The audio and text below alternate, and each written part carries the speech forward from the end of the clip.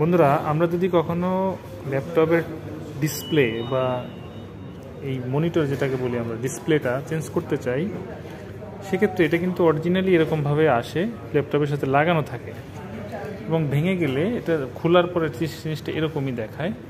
তো আপনি যদি এটাকে চেঞ্জ করতে চান তাহলে আসতে পারেন আইডিবিতে। এটার বিভিন্ন ধরনের দাম আছে।